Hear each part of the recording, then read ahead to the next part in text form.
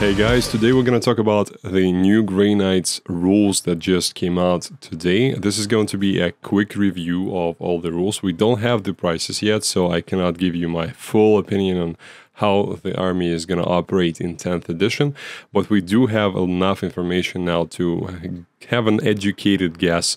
I have been a competitive player with Grey Knights for a number of years. In 8th edition, I have won multiple tournaments with the Grey Knights, so I think I have a decent understanding of how they need to operate in order to have a success on the tabletop. So without further ado, let's dive right in.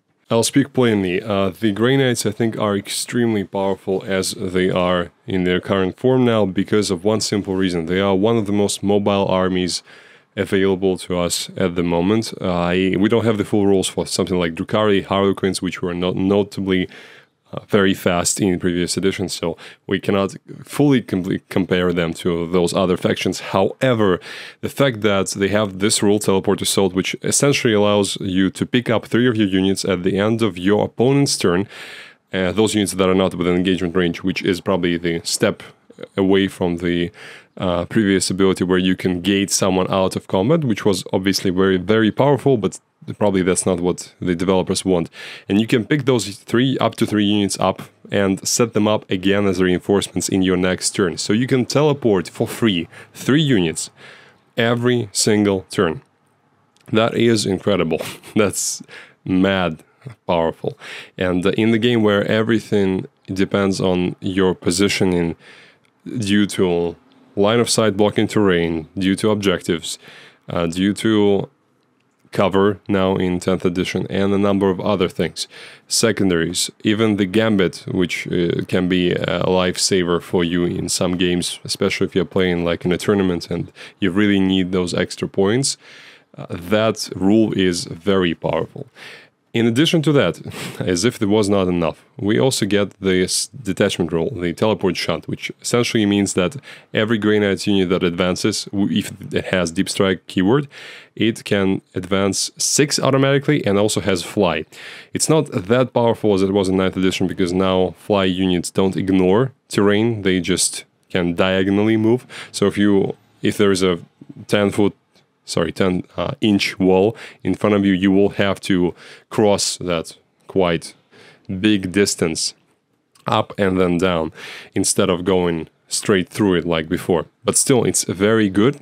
Maybe when the codex comes out, we might want to change that detachment rule to something else, depending on the stratagems and enhancements, which are also mad. So I'm not going to go through each and every one, but just a couple of things. The Radiant Strike is wonderful to punch up into the big units. It allows your psychic weapons, which most of them are psychic, to have Devastating Wounds ability, which is 6s to wound, do mortals in addition. The Prognosticated Arrival is this is the stratagem that I was waiting for in 10th edition, because it was not in 9th, and it is incredibly powerful and necessary for Grey Knights, because if you have ever played a Deep Strike heavy army in 9th edition or any other edition, you know that whenever you're playing against someone who knows what they're doing, they're going to be screening out their entire deep deployment zone, their whole army, and you will always be suffering from the fact that you just cannot get to where you want to go with your deep striking models. That's why having something fast that can just go through stuff, fly over stuff, may be even more powerful. But as we operate through deep striking and teleporting, we need something to help with that. And here we are able to set up a unit that arrives from deep strike or teleport assault. So it can be one of those units you move, up to 3 units you move at the end of your opponent's turn, or something that was in deep strike. And you can set it up anywhere within 3 inches horizontally from enemy models, and you cannot charge. You still can use your abilities, you still can use stratagems, you still can shoot, which is probably the most important thing here. And you are still there, your models are going to be there in that spot where you put them, obviously, which is incredibly strong, because you will then be able to, in your next turn, if the unit that you put there survives whatever comes its way in your opponent's turn, you'll be able to freely move, shoot, charge, and do everything. And in your turn, whenever you set them up, you can shoot, for example, an enemy character, which was hiding there. Obviously, most characters will be parts of squads now, but there will be some separate characters, like the ones that are protected by the lone operative ability. And when you set up within 3 inches of them, you can potentially put a lot of hurt into them when they were not waiting for that, were not prepared. Or just put something close to a backline, a back home objective holder unit, destroy that unit and be on that objective, hold that objective, and make it a very painful process for your opponent to come back and return it. And Hallowed and Soulfire is a great one. It allows your Psycho unit to be immune from shooting after arriving from Deep Strike and Teleport Assault from any shooting that targets them from further than 12 inches away. It's costly, 2 command points is a lot, but it's very much worth it. And all others are great. I'm not going to go through all of them. The Mist of Deimos allows you to move if something lands within 9 inches of you, and so on. So a very good set of stratagems. Enhancements as well. The Sigil of Exigence, the one that we know from the 9th edition, before it allowed your character, when it's targeted by a range attack, to teleport away. Now you can do that with an entire unit that teleports away. So incredibly strong. Again, you're going to hear a lot of that phrase from me in this video. First to the Fray, good one. It allows you to deep strike in the first turn. That's good, though. The problem is you cannot combine it with some, for example, Inescapable Wrath for extra charge, +1 to the charge roll, or abilities like the Drago's ability, which we're going to talk about later, where you can get pluses to the charge rolls.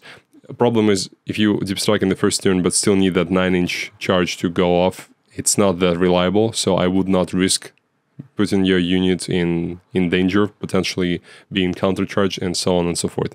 So I'm not sure about this one, but the Sigil of Exigence and Inescapable Wrath seem to me like something that you would always want to have. And Domina Liber Demonica is nice, +1 to wound roll for melee attacks can be good on something like the, for example, the Grandmaster and Nemesis Dread Knight armor. That's nice, and against demons, and it also adds +1 to the damage roll. Next, the characters. So all the Grey Knights characters are very good. Drago, I think, is probably must-have just because of this one, the one with the warp ability, which allows you to once per battle add 3 inches to the charge roll. So obviously you combine this guy with a big squad of Terminators, you send them from Deep Strike, and they will need to roll just a 6-inch charge. That's crazy good. This character also fights pretty well, as you expect from Drago, so 6 attacks, 8 -4, 3, but that's not why you want him. Why you want him is this part, the +3 to the charges, and also Feel No Pain against mortal wounds is very important, because nowadays with all the devastating wounds and anti-infantry 2+ weapons and all that stuff, so there will be mortal wounds coming your way, don't worry about that. And you want to have some protection against that, and you don't have the 5-up shrug that you used to have in 9th edition. You have the teleportation instead, and if you ask me, I'll take teleportation any day of the week. So Drago is great, Grandmaster Voldos not so much. Also, I wanted to show you the regular Grandmaster, which for some reason has 7 wounds, so it's he's beefier than even the Adeptus Custodes Shield Captain, which I don't really understand, but GW knows better, probably. So the Master Strategist is essentially our typical Captain ability, allowing you to use a stratagem for 0 command points. That one is very strong, because the stratagems like Hallowed and Soulfire cost 2 command points, and there are some basic stratagems that you really want to use and you might not have the CP to pay for it. So I really like it, and Might of Purity is essentially the Trajan Valoris ability, allowing you to ignore modifiers to your characteristics, any of them, except for the saving throws, if you have this model in your unit. So the Grandmaster seems to be like a great thing to add to your Terminator squad, the Paladin squad. Obviously, if I were to compare them with Drago, I would probably go for Drago just because of that +3 to the charges. But the other squad that you might have on the board of Terminators or Paladins, you might want to add the Grandmaster instead. So that's great in terms of characters. And notable mention is the Brotherhood Champion, because he's, I think, the only one who can join a squad of Strike, Marines, or Purgation squad, so the non-Terminator guys, and he's great because he gives you permanent fight first ability. We've already discussed what fight first does now, but for those of you who are unaware for the moment, the fight first now works as the defender fight first unit gets to go first, and then only the attacking player whose turn is now. And that's very strong. The Brotherhood champion is probably not that expensive, so having him with a big strike marine squad is gonna be a great opportunity for you. And Martial Fury, so he's not bad in combat himself. He has precision, so he can target the characters inside the squads with his 5 attack, strength 6 -2 damage 2, hitting on 2s, and he's also rerolling wounds and hits against characters. So as long as he's alive, his squad is going to be fighting first in most cases, and he's going to be a very big problem for any character whatsoever who's next to him in the fight. And he's quite survivable with his 4-up invulnerable save. Obviously 4 wounds is nothing to write home about, but at least he has a 4-up and 1. So Brotherhood champion is very good. The Terminators are awesome, just simply awesome. The Apothecary and the Ancient are now War Gear abilities, so you can give your squad +1 to the objective control characteristic, and also one of them can take the Narthecium, so one can be an Apothecary, returning you a model every command phase to the bearer's unit. So obviously if you have a 10-man Terminator squad, you really want that Narthecium in there. And the Hammerhand ability allows them to have lethal hits, so auto wounding on 6s to hit on the charge. That's incredibly important because you don't have so many anti-tank weapons, so most of your anti-tank ability is going to come from the melee, and strength 6 is not great against Monolith, obviously, so you want that lethal hits ability desperately. So with 4 attacks each, the Brotherhood Terminators are going to be a big problem for any unit in the game whatsoever, especially if you add some buffs to that. Strike Marines, surprisingly, have Scout 6 ability, so they can pre-game move 6 inches before the first turn begins, and that's very strong, and I think that also works for the transport they are in, so you can put them inside a Rhino and move them up the board, then exit the Rhino, or maybe move the Rhino again, and then exit and shoot them, be behind cover, protected. That is going to be a very strong thing, especially if they have like a Brotherhood champion support with them, so they are not really easily dealt with in combat. They need to shoot at them, and then you have some other things that can help you, like the Armor of Contempt quote-unquote rule stratagem that you also have here with Grey Knights, -1 to the AP characteristic. In cover they're going to have essentially a 0+ save, and it's not going to be easy to deal with them for almost anything in the game. Paladin squad is interesting because they can no longer be taken in smaller squads. You can only take them from 5 to 10, like regular Terminators. They also have lower objective control characteristic, but they have the -1 to wound ability if they are targeted by a higher strength weapon. So they are quite survivable with a 4-up and 1, 3 wounds each, and they fight well in combat, so they are also a decent choice for your army, just probably not as great as the Terminators, considering their innate OPSEC of 2 and the ability to take the Apothecary for reviving models. The Inceptors, obviously, we expected them to be even zippier once the army as a whole is so mobile. You expect these fast units to be also very fast, and they have not disappointed us. So their personal teleporters ability, they obviously have movement 12 as they used to have. They have fly keyword finally after so many years. Now when the fly keyword is not as powerful, they have it. For them it's probably as powerful as it was because they still can move through the buildings, through the ruins, because they're infantry. So in that sense they are still fine. They have the same attacks characteristics and the shooting the very same as the strike squad, so 3 attacks each. Hitting 3, 6, -2, 2, so very universal, good profile. Obviously nothing major against tanks or something, but they can pose a threat to elite units, to infantry, to some vehicles that are not toughness, higher toughness than 11, so they can potentially try to get some damage in against those, especially if you pop a stratagem on the devastating wounds on them. And probably not the best unit to do that on, but still. Personal teleporters is great because it allows you to move them 6 inches after shooting. You cannot charge after that, but it allows you to move, shoot, and jump back in behind the cover. Not as great with them because they can only take up to 1 side cannon per 5 guys, so not that big of a shooting impact. But from the mobility standpoint, that is going to be impactful, definitely. So I would have 1, maybe 2 even squads of 5 of these guys in my list, I would say. Purgation squads, they have astral aim, as we've seen on Warhammer Community, so they can shoot indirectly at anything that another Grey Knight Psyker can see, and you don't have to spend any command points to do that. You just can do that straight up, and they obviously can take up to 4 cannons in a 5-man squad, so they can have the Psy cannons, strength 8, -1, damage 2, as it is for everyone else, and it has 24 inches of range, so pretty much enough to hit anything that you want, maybe from like turn 2, considering their deep strike, their teleport assault ability, and the ability to move around they are going to hit whichever target they want pretty reliably. And Nemesis Dread Knights, I was so surprised to see that. Just look at that wonderful profile. They have 4 up invulnerable still, they have 13 wounds, so quite a lot of wounds, 2+ save, toughness 8, which is nothing to write home about, but still enough not to be wounded by most anti-tank weapons on 2s. I mean, so they are in some cases even better than they were in the 9th edition. They're definitely better against most mid-strength and low-strength guns, because bolters are now wounding them on 6s only, which is probably correct. And most strength 5, strength 6 weapons are going to be wounding on 5s all the time, whereas before, strength 6 stuff, strength 7 stuff was a great choice against the Dread Knight. It is no more. So toughness 8 is not bad. 2+ save is very good, especially considering new cover rules, so almost every time you're going to be shot with this thing is going to be shot, it will have cover, +1 to the saving throw. 13 wounds, not bad. 4 on the objective control ability, again, great, but the ability I'm looking at that's the crazy part. So this model is eligible to shoot and declare charge in the turn in which it advanced or fell back.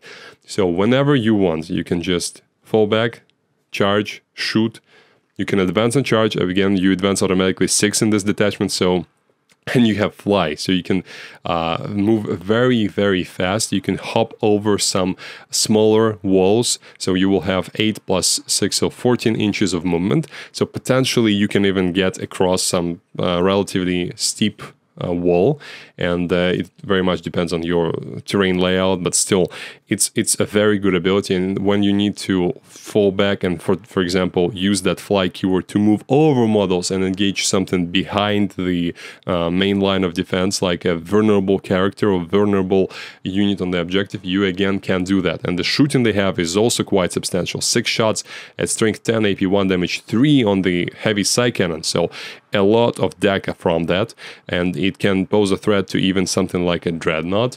Obviously AP 1 is nothing major, but still it's at least something. They will have to pop the Armor of Contempt stratagem on that to make it not that great. The Heavy Incinerator and Gatling Silencer are both nice. I'm not sure which one I would take. For now I'm gravitating towards Heavy Incinerators just because of that automatic hitting and the extra AP, because the Silencer, even though it has the sustained hit, so exploding 6s do extra hit, the AP 0 is what throws me off here, but we'll see. In the fight, he's also nothing to sniff at, so Demon Hammer is awesome. 5 attacks hitting on 4s, 14, strength 14, -3, damage d6 +1. And remember that stratagem that allows vehicles to do mortal wounds on the charge if they have a high strength weapon. So that's where the Demon Great Hammer can be very useful. Great Sword is also not bad. My problem with it is that AP 2 and damage d6 is very unreliable, so we don't have that ability like the Grandmaster in Nemesis Dread Knight has, which he can reroll, I think, all hits, wounds, and damage rolls once per game or once per battle round. So in any case, he can be very reliable with this thing. However, the regular Dread Knight is not so reliable with it. So I would probably stick with the Great Hammer, especially if their price is the same. But in any case, the Dread Knight looks like a very good model, especially if the price is right. And I would probably recommend to take 3 in each army, because I'm not sure what you can substitute this with that would be more effective than this. Of course, the Land Raider, we all know how wonderful it is. And now with the toughness 12, 2+ save, where you would very often going to be in cover, so 1-up save, it's going to be a difficult thing for your opponent to get rid of your Land Raider. And you still have smoke, so you can pop stealth, which is -1 to hit, on your Land Raider when you need it. And you are low degrading tank, so you will still be hitting on 4s no matter what state your Land Raider is in. So I really like how Land Raiders look, and obviously all the other versions like the Crusader and Redeemer are also in and can be useful. However, I would probably take the regular last cannon one, just because we as Grey Knights, we desperately want to have as much shooting options as possible to protect our melee assets, to give them more breathing space.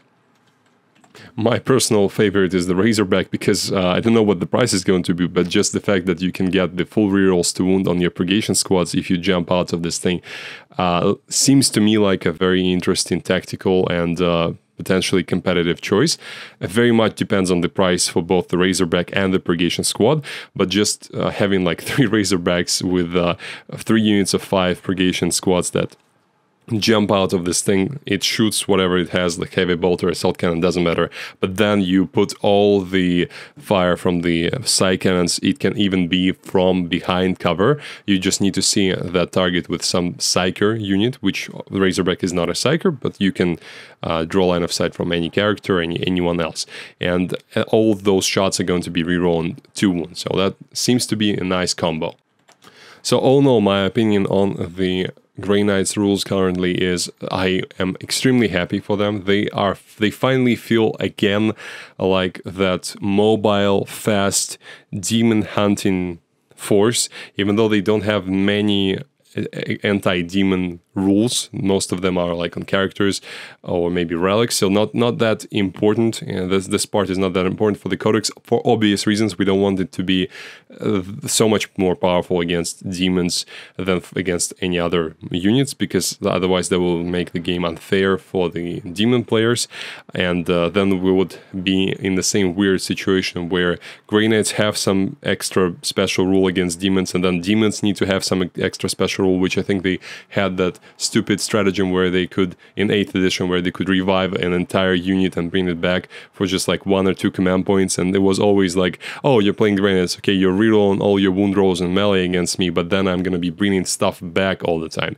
and no one likes that. We want to have a balanced game against all the factions, so the flavor is still here for something like Drago's Sword, it's anti-demon 2+, but for all other purposes, the Grey Knights are a universally good force and are going to be extremely interesting to play with, and I consider them quite competitive at the moment, because I think most of those crazy devastating wounds combinations we see in codexes like the Chaos Space Marines, for example, where I read today on Reddit that there's like a combo for Possessed which you can do 26 mortal wounds on the charge with devastating wounds. I'm pretty sure that is going to be removed more or less from the game very quickly, so we're not going to see just a mortal wound spam everywhere from every unit, and that's where the meta is going to be forever. I think it will be only the first couple of months, and then that's it.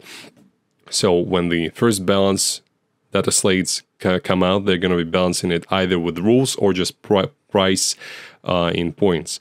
So in any case, I think Grey Knights are going to be here to stay, and are going to be a great choice for tournaments and just playing with your friends, because I think even though they are powerful, they are not unkillable or unbeatable. They're just a nice finesse army that you have a lot of choices to work with. And I hope this video was useful for you. Let me know in the comment section what you think about the Grey Knights and what you think can beat the Grey Knights easily or relatively easily. I'm very interested in that, and I will see you next time.